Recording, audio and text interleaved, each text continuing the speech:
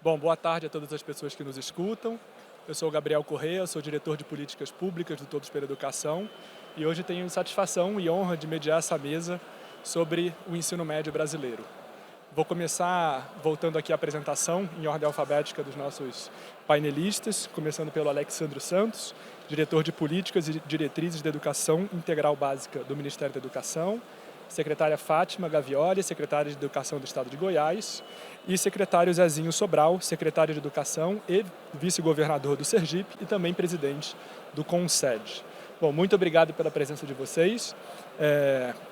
Prazer aqui do Todos pela Educação mediar essa mesa sobre um tema tão importante, com desafios imensos para a educação básica brasileira. E antes de começar, vou só apresentar um breve contexto e já passo para a pergunta dos nossos painelistas. Vocês me ouvem bem? Mais uma vez um teste? Então tá bom, vamos lá.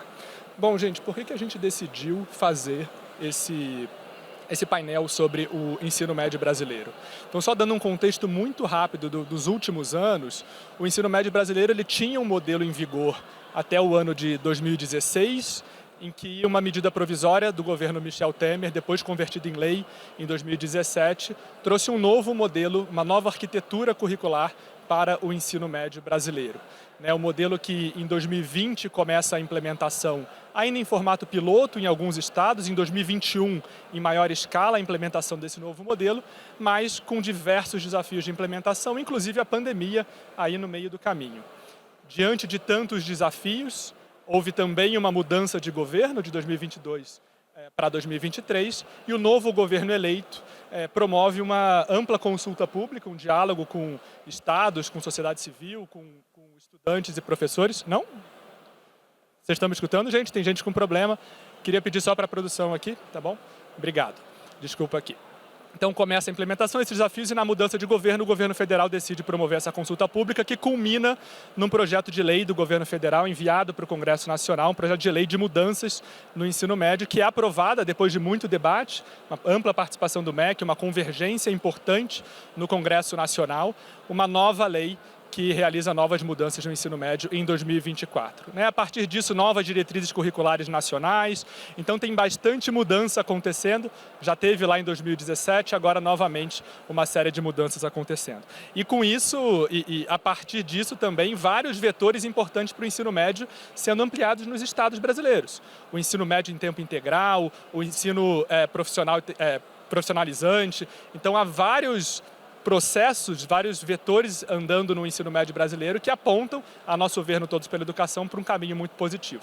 Agora, tem um desafio de implementação muito grande dessas novas mudanças e de tantas transformações que o ensino médio brasileiro necessita e por isso estamos aqui com 3 painelistas, 2 secretários de Estado e o Ministério da Educação para dialogar sobre esses desafios de implementação. O painel é curto e simultâneo, então conto muito com a colaboração de vocês também para a gente respeitar o tempo de todo mundo. Vamos ter 2 rodadas para cada participante. Uma primeira rodada de 5 minutos de fala para cada um e uma segunda rodada de 3 minutos de fala para cada um dos participantes. Tudo bem? Então eu vou controlando o tempo também e vou dando um sinal também quando o tempo for acabando, tá bom? A gente vai começar, já combinado aqui com os nossos painelistas, com uma pergunta para o Alex. Alex, então, como eu disse, em 2024 foi um ano de mudanças importantes nas normativas nacionais do ensino médio brasileiro, com uma forte participação do MEC, com uma convergência importante com o Congresso, bastante diálogo com o CONSED. Só que essas mudanças agora precisam ser implementadas, a gente queria ouvir de você o que o MEC já tem feito e o que o MEC pretende fazer para que essas mudanças no ensino médio, de fato, possam ser bem implementadas e impactar as escolas públicas brasileiras. Obrigado. Obrigado, Gabriel. Boa tarde a todas, a todos. Muito feliz de estar aqui nessa mesa que trata de um tema que foi um tema que atravessou as eleições de 2021, 2022, aqueceu o debate público e em 2023 a gente construiu um processo de pacificação das principais questões dessa etapa da educação básica. Eu costumo dizer que esse processo precisou contar com a boa vontade democrática de todo mundo para chegar a consensos que são importantes para as juventudes brasileiras e que nos ajudam a enfrentar os desafios desta última etapa da educação básica, que não por acaso é a etapa mais desafiadora. Foi a última a ser democratizada, a ser universalizada, é onde desaguam problemas, lacunas de aprendizagem acumuladas no ensino fundamental, elas desaguam no ensino médio, e também é a etapa em que a gente disputa um projeto de formação para as nossas juventudes. Não é de agora, essa disputa está posta na história da educação brasileira e o Brasil tem dado passos importantes e desde 2024, quando a gente aprovou a lei no Congresso Nacional, o ministro da Educação sempre nos cobra para a gente conversar com a sociedade sobre cada passo que a gente vai dar. Estava dizendo que o ministro Camilo sempre nos cobra que cada passo da política educacional seja dialogado e negociado com os entes federados, escutando quem de fato implementa as políticas na ponta, que são os estados e municípios. E foi por isso que nós construímos, sob a liderança da secretária Kátia, na SEB, um grupo de trabalho interfederativo para dar 2 passos muito importantes depois da lei aprovada. A revisão das diretrizes curriculares nacionais do ensino médio. Nós tínhamos o prazo até 31 de dezembro para entregar as diretrizes. Nós entregamos em novembro com a participação ativa do CONSED, do FONSED, das equipes técnicas das secretarias. E o segundo desafio era a elaboração das diretrizes para a qualidade dos itinerários formativos, que foram um ponto muito crítico ali da implementação da primeira fase da reforma, e nós também já estamos no Conselho Nacional de Educação na perspectiva de aprovação dessas diretrizes para os itinerários na próxima reunião de abril do Conselho Nacional de Educação. Paralelamente a isso, nós também identificamos que na primeira fase da implementação houve uma lacuna na formação das equipes técnicas das secretarias que precisariam tomar muitas decisões de gestão para colocar a reforma em movimento.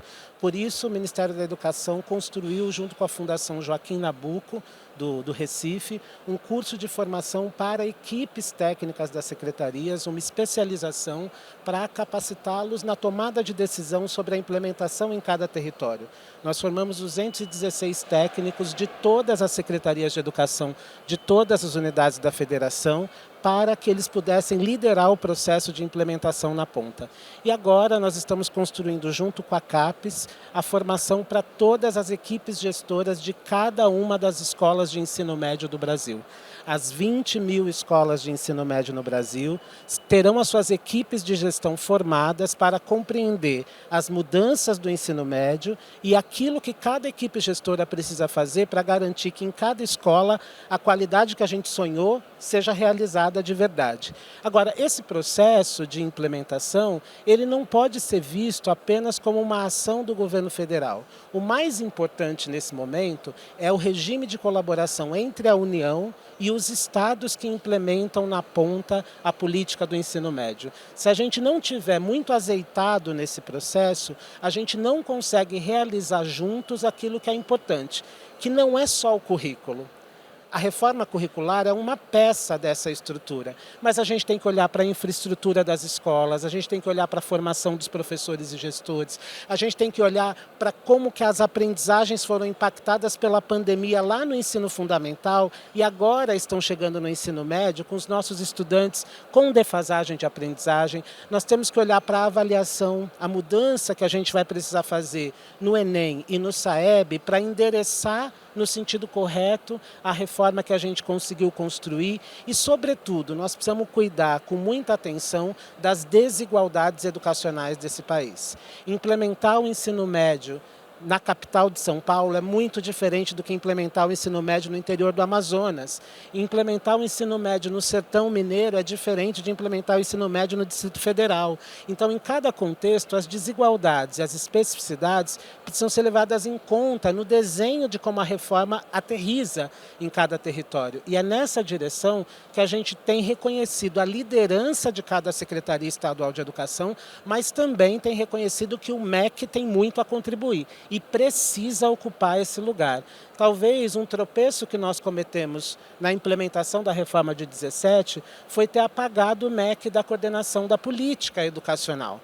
E agora o ministro Camilo nos lidera nesse sentido, a secretária Kátia nos cobra todos os dias, o MEC tem que dar a mão para cada Secretaria Estadual de Educação para cuidar do ensino médio no Brasil inteiro e respeitando a autonomia de cada secretaria, mas pactuando qual é a assistência técnica e financeira que o MEC precisa dar para garantir que isso aconteça bem. Muito obrigado, Alex. Bom, já vou passar para a secretária Fátima, porque acho que isso dialoga muito com a fala do Alex do papel dos estados, né, secretária?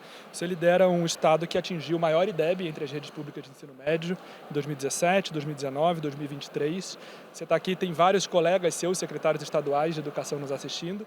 E não só a senhora, mas todos os outros estados estavam implementando a reforma do ensino médio de 2017. Agora tem novas mudanças, um novo processo de ajuste a ser feito. Então a pergunta é como vocês em Goiás têm conduzido esse processo de mudanças e quais os principais ajustes sendo feitos e os maiores desafios dessa implementação. Muito obrigado.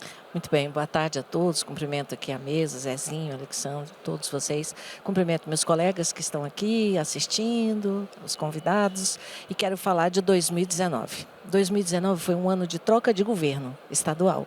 Então, grande parte de nós ou estávamos chegando pela primeira vez na secretaria, ou estava vindo de outro estado, ou se dentro do estado talvez era alguém que não fosse nem da educação. Quando o governador escolheu um secretário que entendia de educação, não tem como negar que ele já sai na frente, em 2019. Mas se ele convidou um melhor amigo, né, para assumir a secretaria, provavelmente ele teve muita dificuldade, porque quando o Brasil implanta, ele aprova uma reforma, geralmente a gente tem a lei, tem os prazos previstos em lei, tem pouco dinheiro previsto e no caixa, mas a gente tem uma meta a cumprir que é implementar. E implantar é uma coisa, implementar é muito mais difícil que tudo isso. E aí, em 2019, chegando no estado de Goiás, o Goiás tem um histórico pedagógico, ela é uma rede pedagógica. Goiás foi o primeiro estado do Brasil a implantar e implementar a tutoria pedagógica. Então, as pessoas no estado de Goiás, elas têm um envolvimento pedagógico na rede. Isso aqui não é conversa de secretário de educação, gente. Isso quem quiser confirmar isso, basta chegar em Goiás. Também já existia no estado de Goiás o circuito de gestão, que é um trabalho feito em parceria a 4 mãos com o Instituto Unibanco, onde ele monitora, acompanha, auxilia, coloca pessoas especialistas para nos ajudar. E aí vem, em 2019, o seguinte: secretária, agora temos que iniciar a implantação do novo ensino médio, em 19. Só que a maioria de nós, em 19, quando assumimos, nós tínhamos outras obrigações que não estavam vinculadas naquele momento à melhoria da rede física, a formação de professores. A única coisa que se falava era: agora nós temos que implantar o ensino médio. Então, em 19, nós mandamos para o Conselho Estadual de Educação o DCGO, que são as diretrizes, precisávamos dela. Um outro passo que foi importante em 19 foi o fortalecimento da BNCC. A gente precisava preservar a BNCC em 19, ela estava correndo riscos. E nós também, em 2019, sabíamos que se não formássemos os professores e a equipe técnica da secretaria, ele era natimorto, já ia nascer com problemas, como de fato nasceu, não só em Goiás, mas como em outros estados. Então, em 19 foi feito esse estudo, eu diria que os estados se debruçaram em 19 para estudar. Em 20, nós tínhamos agora um fôlego, um suspiro, e agora vamos embora. No primeiro ano, vamos começar no primeiro ano, 18 de março. Nossos governadores avisando para nós que nós não teríamos mais aulas presenciais, a partir de 18 de março. E aí esses meninos vão para casa, e o transporte escolar, que antes servia para levar e trazer o aluno, ele passa a levar e trazer material para corrigir aqui na cidade. Quando chega em 21, nós não voltamos também. Continuamos todos em casa. Então, assim, que história é essa? É para fazer de conta mesmo? Então, em 21, para você ter ideia, eu implantei o novo ensino médio, Kátia, numa única escola de Goiás chamada Gustavo Ritter, porque ela tem vocação na arte. Então, assim, foi a única que eu tinha. Em 21, eu tinha uma escola com ensino médio. Em 22, já com DCGO aprovado, já com fortalecimento da BNCC e já com uma proposta de vamos voltar? vamos presencial, porque parecia que não era mais para ter aula presencial nunca mais. Se a gente não cuida e não bate o pé e não volta naquela hora em 22, eu não sei não se a gente não ia ter gente até hoje pedindo para dar aula remota. De vez em quando aparece um pedido também. E aí você vê que em 22 a gente já começa a trabalhar com a formação geral básica em Goiás com 2.400 horas. Em 22, meus professores, na pandemia, aproveitaram para estudar dentro do Centro de Formação de Professores. Nós fizemos isso juntos, mas concomitante com isso, veio o plano nacional, veio o plano estadual, veio o plano de governo, veio o planejamento estratégico dizendo o seguinte, precisamos ampliar o número de matrículas de escolas de tempo integral. Precisamos atender EPT. Então, nunca é só uma coisa. Sempre vamos estar cuidando de várias coisas. Então, em 22, no estado de Goiás, eu já tinha 2.400 horas na formação básica, inglês obrigatório. Eu ampliei dentro dos itinerários matemática e português. A gente teve mais aulas de matemática e português. E, claro, a equipe decidiu, nesse momento, com base na escuta que fizeram entre 20 e 21 com os estudantes, que eles tinham, sim, necessidade de trabalhar os itinerários, mas eles gostariam que esses itinerários fortalecessem ainda mais o processo de aprendizagem. Isso é amadurecimento também, né? Então, hoje eu posso dizer a vocês que mesmo com a nossa lei 14.945, Goiás não foi impactado num primeiro momento, porque a gente já estava dentro das 2.400 horas. Então, eu já tinha minhas horas, eu já tinha minhas 600 horas de itinerários, a gente já tinha reduzido os itinerários e as trilhas, sinceramente, respeitada todas as particularidades, as trilhas não deram certo, pelo menos não no estado que eu dirijo. Elas causaram para a gente bastante dificuldade, talvez por causa da pandemia até, né? Faltou tempo para a gestão dessas trilhas. Mas os itinerários, hoje, eles estão no caminho. Acho que seria isso que poderia compartilhar nesse primeiro momento. Muito obrigado, secretária. Sempre bom ouvir como outros estados estão fazendo, porque eu já pego o gancho para o secretário Zezinho, que é sobre o papel do CONSED, né? O papel do CONSED em promover essa troca entre secretários, em se posicionar também nessa discussão, nesse diálogo com o Ministério da Educação, com o Congresso Nacional. Então, bom, o senhor secretário foi recém-eleito presidente do CONSED, tem essa responsabilidade para liderar esse processo também do CONSED nos próximos anos. Então, minha pergunta vai nesse sentido para entender do senhor qual será o papel do CONSED nesses próximos anos, quando a gente fala das mudanças instituídas em 2024 no ensino médio brasileiro. O CONSED vai ter grupo de trabalho, tem documento orientador? Como é que o CONSED já começou a pensar essa articulação entre secretarias estaduais para apoiar os próprios estados nessa implementação? Muito obrigado novamente pela sua presença.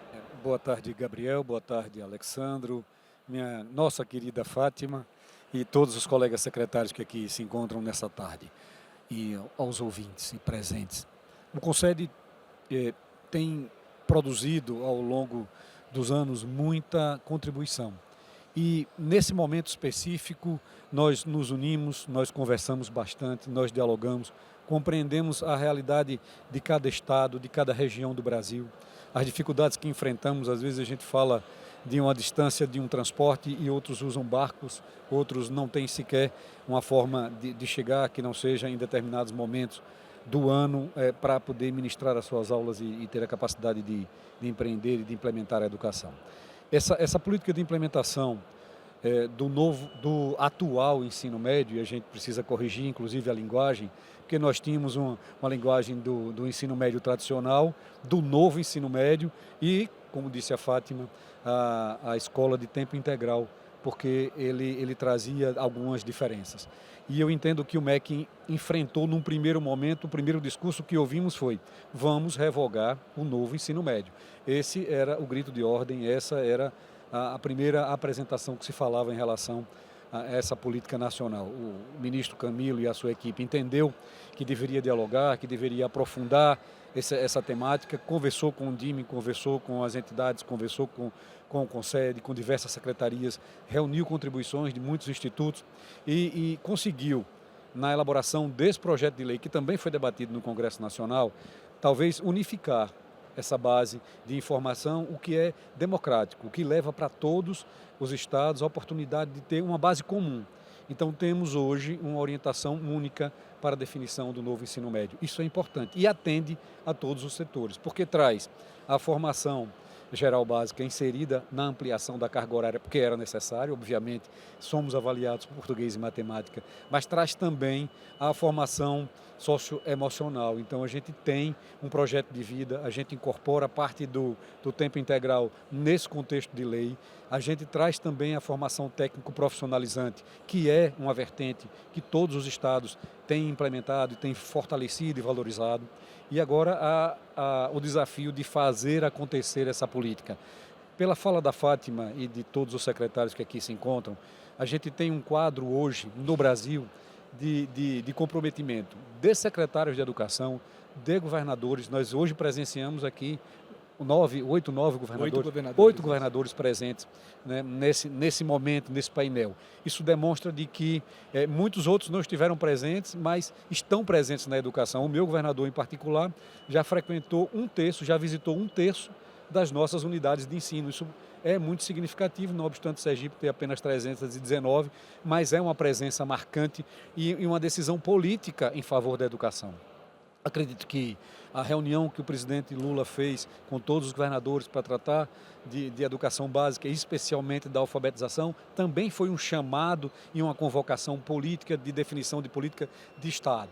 Então, é isso que a gente vê nesse momento. Implementar um novo ensino médio é difícil, mas eu acredito que ele encontra um momento mais propício, mais colaborativo.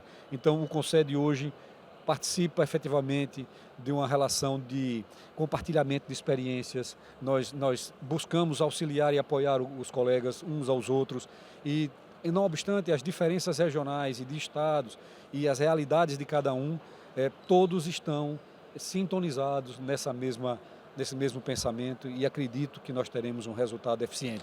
É evidente que essa implementação vai requerer um acompanhamento, não só uma avaliação, mas um monitoramento e um compartilhamento das experiências. Como vamos fazer isso? Algumas redes já estão avançadas, já têm o seu itinerário formado, já têm a sua carga horária pré-estabelecida e outras terão que avançar. Mas acredito que o momento é propício, que o Concede todo, em uma palavra única, está determinado em colaborar com o Ministério e faremos, sem dúvida alguma, bons resultados. Teremos bons resultados.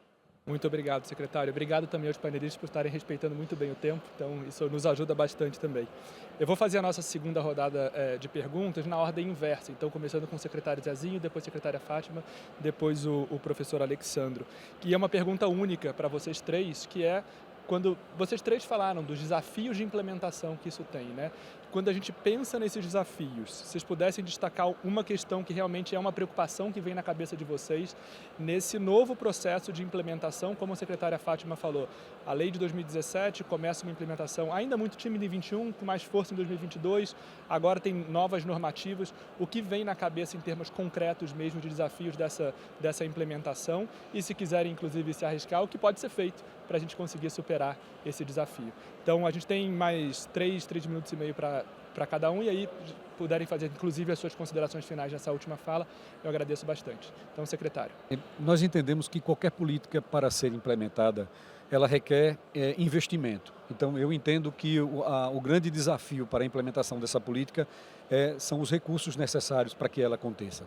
Nós vivíamos até então 3 realidades e agora temos uma única. Essa única traz consigo componentes das demais, ela unifica todas elas. E muitas das redes tinham em percentuais diferentes essas implementações. Isso, obviamente, vai trazer custo, porque ela terá que ser universalizada. Então, eu entendo que, para nós, nesse momento, o grande desafio é mensurar, entender quanto isso vai empreender de esforço financeiro, de planejamento, para que isso possa efetivamente atingir a universalização do processo, porque agora nós temos que universalizar. Antes eu podia ter o regular, podia optar pelo integral, podia ter o novo ensino médio ou não, enfim, mas isso não me trazia consequências. Agora nós temos uma obrigação legal de implementar todo o projeto. E essa implementação, sem dúvida nenhuma, nos trará esforço, avaliação, preparação e investimentos. Então, esses investimentos, o nosso orçamento compatibiliza, nós temos condições de fazer isso. O que nos preocupa e eu disse há pouco, e vou fazer uma abordagem muito singela, E nós temos hoje que focar na educação. Nós somos secretários de educação, nós temos que discutir educação. Nós não somos saúde, nós não somos assistência social. A gente tem um foco específico. Se nos trazem mais obrigações do que aquelas que nós estamos preparados e capacitados para fazer, nós enfrentaremos problemas. Então, nessa implementação, o Ministério tem um papel importante e também os nossos parlamentares e os institutos, como o Todos pela Educação, proteger para que a gente não tenha que extrapolar as nossas competências. Eu acho que esse é o desafio mais importante e eu acredito que esse momento de compartilhamento de informações e essa unidade em favor da educação fortalecerá esse pleito e vai garantir que a gente possa fazer uma boa implementação. Muito obrigado, secretário e secretária. Olha, o segredo do fracasso é a descontinuidade. Descontinuidade de uma política que está dando certo. Então, por exemplo, por que eu falei que Goiás tem um histórico pedagógico? Porque quando eu assumi em 19, eu estava sucedendo a professora Raquel. A professora Raquel tinha o seu cuidado com a educação, o seu amor, a sua paixão. Aí eu entro, eu pego tudo que ela está fazendo que está dando certo, eu dou continuidade e vou implantando e implementando aquilo que a gente vai trazendo de novo, sabe? Mas não tem assim, eu quero apagar agora o nome do José. Não, esse é um erro que a gente comete. Sem falar de um erro que é você colocar um secretário de educação que talvez não se identifique, mas que você quer aquela pessoa. Você só vai perder seu tempo ali, 1 ano, 2 anos. E o terceiro, e a gente até passou um pouquinho por isso, mas passou bem rapidinho, é quando tem muita substituição no MEC, quando tem muita gente entrando e muita gente saindo e você começa a tratar um assunto com quando você vai lá já é outra pessoa. Eu acredito que com o ministro Camilo a gente está tendo continuidade das políticas, porque as pessoas que estão lá estão se confirmando e se firmando nas propostas e principalmente uma coisa que o Concede cobra muito, e eu sou uma das que talvez cobre mais ainda no grupo, é que tudo que for fazer, toda política que for implantar e implementar, que converse com o Concede. Porque na dor e na carne, quem sabe somos nós. Por exemplo, o novo ensino médio e o transporte escolar. E o transporte escolar? Você mexe no horário das crianças, você mexe no valor que você paga para a prefeitura. Então, tudo envolve. E a arrecadação nossa não tem sido lá tanto assim nos estados. Os estados ainda passam pelos seus problemas, cada um com as suas naturezas, de sua natureza. E aí vem a merenda escolar e vem tantos outros investimentos. Para mim, a continuidade da política que está dando certo é importante. Para mim, no meu entendimento, um documento padronizado, seguindo as diretrizes, com os nossos, no caso de Goiás, 12 componentes, isso tudo é importante. A formação de professores de verdade. Está na hora da gente parar de chamar palestrante para formar professor, que está fora de sala de aula há 20, 30 anos. Como é que esse palestrante vai ajudar na parte pedagógica, na parte didática? Onde que esse palestrante tem alguma coisa para contribuir? Uma coisa é você chamar uma pessoa para levar ali uma proposta motivadora, tá? A outra é você dizer para o professor de português, olha, uma redação mais bem escrita, você precisa seguir esses descritores, assim, assim, assim. E aí, a gente não pode mais insistir em palestrantes que estão fora de sala de aula. Os professores estão clamando. Nós queremos formação na prática. Tem alguém aí que sabe me ensinar a fazer redação? Aconteceu isso. Na última formação de língua portuguesa, que a FGV fez em Goiás, uma professora disse, tem alguém que pode me ajudar a fazer uma boa redação? A professora está pedindo ajuda. E isso não é feio. Feio é se ela ficar calada. Feio é se ela fingir que não está acontecendo nada. Então, acho que assumir os problemas que nós temos, lidar com eles e tentar encontrar a saída para eles, ainda é o melhor caminho. E, sem dúvida nenhuma, ter uma equipe engajada, verdadeira, uma equipe de escola mesmo, isso também ajuda demais no processo educacional. Eu não posso encerrar sem agradecer as parcerias que a gente tem, né?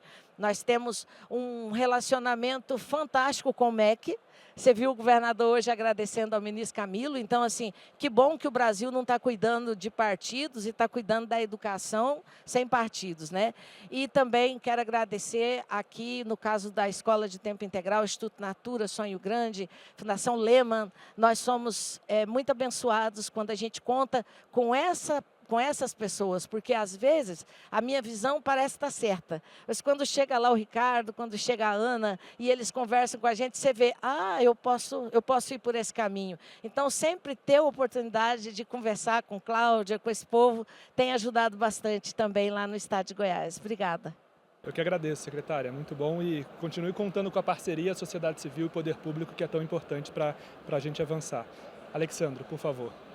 Bom, eu acho que o secretário Zezinho toca num ponto fundamental, que é o financiamento das transformações que a gente precisa fazer no ensino médio, que são para além da transformação curricular, né? A gente precisa reconhecer que 1/4 das escolas de ensino médio do Brasil, 5.000 escolas de ensino médio no Brasil, tem infraestrutura muito precária ainda. Isso é um dado da realidade. Não dá para fazer reforma curricular descasada de infraestrutura física, de qualidade das instalações. E financiamento é um tema crítico na educação brasileira. A educação brasileira é subfinanciada. Nós temos problemas de gestão, mas nós não temos os recursos que nós precisávamos ter para responder à altura aos desafios de qualidade. E esse aspecto, o Ministério da Educação acabou de colocar na rua o novo PAR, o PAR 5. E o PAR 5 vem com uma diferença. Ele não é só um mecanismo de transferência de recursos. Ele é um mecanismo de inteligência de gestão de recursos. Então, no novo PAR, cada estado, cada município vai conseguir visualizar todas as suas fontes de recurso e todas as suas metas prioritárias para casar uma coisa com a outra. Claro que isso também vai exigir de nós, o secretário Zezinho tem razão, uma priorização de investimento em algumas questões, né? Então, escola conectada, as reformas que a gente precisa retomar e avançar, construção de novos prédios pelo novo PAC. Então, financiamento é um ponto crítico para a implementação acontecer direito. Segundo ponto crítico é customizar a assistência do MEC para cada rede de ensino. A assistência do MEC tem que ir ao encontro das necessidades de cada secretaria, e cada secretaria é diferente da outra. Fazer assessoramento da Secretaria de Educação do Amazonas, que tem que lidar com um território que é quase metade do Brasil, é diferente de fazer assessoramento para a equipe do Sergipe, que tem um território diminuto. Fazer assessoria para um estado que tem uma enorme população indígena implica uma interface com a SECADI, que está no jogo para implementar o ensino médio direito. Então, customizar a assistência do MEC, que é a obrigação do MEC, não é favor. Assistência técnica e assistência financeira são obrigações do Ministério da Educação para garantir que todo brasileiro e brasileira, não importa em qual território ele nasça, tenha educação básica de qualidade. E o terceiro ponto, que eu acho que é um ponto crítico, é a gente não cair de novo num processo de polarização e contaminação da pauta do ensino médio por questões ideológicas espúrias.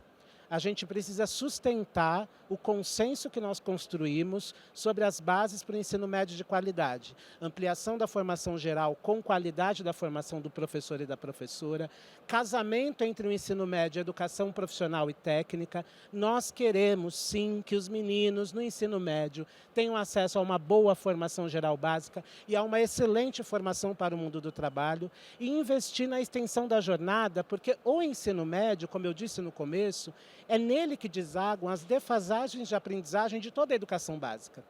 Então, se eu tenho uma jornada escolar estendida, eu aumento a minha chance de dar conta dos desafios de aprendizagem acumulados até aquela etapa. Não vamos nos enganar, gente. Apesar de todo o esforço que as secretarias estaduais fazem, apesar de todo o esforço que o MEC fez, só 5% dos alunos do ensino médio aprendem matemática do tanto certo. 5%. E se a gente for abrir esses 5%, provavelmente todos são brancos do território urbano. Nós precisamos olhar para o copo meio cheio, os avanços que a gente conseguiu fazer, mas nós precisamos olhar para aquilo que está vazio nesse copo, para quem não está aprendendo, para quem está saindo da escola, para quem não está tendo acesso à escola de ensino médio. Isso tem que estar na nossa chave. Eu acho que o Brasil fez um primeiro ciclo de reforma educacional após a Constituição, que era para garantir acesso. Num segundo ciclo, que foi muito liderado pela ideia do IDEB, do ministro Fernando Haddad, era o resultado na média. Precisamos aumentar o resultado na média. Nessa gestão, o que o presidente Lula, o ministro Camilo e, sobretudo, a minha secretária, a secretária Kátia, tem chamado a nossa atenção é desigualdade. A escola brasileira precisa ser justa. Ela não pode continuar deixando para trás ou deixando de fora a população indígena, a população negra, a população com deficiência, os meninos mais pobres que vivem nas nossas periferias. Quando a gente olha para a política do pé de meia, a gente está olhando para essa desigualdade. E é por isso que o pé de meia é tão atacado, porque este é um país que, apesar das nossas boas intenções, reproduz desigualdade sistematicamente e impõe desigualdades interseccionais para dentro da escola. Então, se a gente não consegue reverter o nosso visor para olhar para a escola justa, ela é para todos, ela tem que estar em todo lugar, todo mundo tem que estar lá dentro, mas isso não basta, ela tem que ser justa. Ela tem que ter justiça curricular, ela tem que entregar direitos de aprendizagem e direitos de desenvolvimento para todo mundo, e ela não pode, eu vou repetir dizendo isso para finalizar, ela não pode cair nas armadilhas ideológicas do passado. Não há oposição entre uma excelente formação básica e uma excelente formação para o mundo do trabalho. Não há oposição entre uma escola de tempo integral e o desenvolvimento integral dos meninos e meninas. E não há uma oposição entre a ideia de resultados de aprendizagem e a ideia de direito à educação. Não há outro jeito de garantir direito à educação se não garantir a aprendizagem. De nada adianta a retórica do discurso de direito à educação se eu não me comprometo com garantir aprendizagem para todo mundo. Então, essa é a visão que a gente precisa construir para o ensino médio brasileiro. Queria finalizar, Gabriel, agradecendo a liderança da minha secretária, a secretária Kátia, uma mulher que veio da Amazônia, liderou a rede de Manaus brilhantemente, tem feito um trabalho incrível no MEC, ao ministro Camilo Santana, que tem permitido que a gente faça coisas muito bonitas na educação básica, porque ele é uma liderança política que consegue colocar na agenda do Brasil educação básica, e agradecer também, evidentemente, os meus colegas. Eu não tenho vergonha de dizer de onde eu vim. Eu sou um professor, eu sou de esquerda, eu tenho compromisso com justiça social e este governo me permite fazer a escola pública andar nessa direção. Muito obrigado. Obrigado, professor. Bom, confesso que termino esse painel bastante otimista. A gente sabe, e todo mundo aqui, secretários participaram, Alex, os demais secretários que aqui estão, e quem acompanhou, que esse processo do ensino médio tem sido desgastante, né? Essa é a verdade, com muitas mudanças, muitas divergências, mas acho que foi, como o professor Alexandre falou na primeira fala dele, um consenso possível foi atingido. Muito bom ver secretarias, o próprio presidente do Conced, o MEC, convergindo aí no processo de implementação que precisa ser feito. Eu vi que muita gente bateu palma assim, obrigado pelo respeito, mas acho que agora a gente pode bater uma palma bem alta para os nossos painelistas, e muito obrigado por vocês que acompanharam o painel.